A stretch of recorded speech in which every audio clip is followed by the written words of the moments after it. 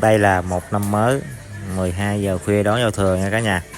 Thì ở chỗ cô chú anh chị đón giao thừa như thế nào, nhưng chỗ của Tích miền Tây thì đón giao thừa như thế này nha.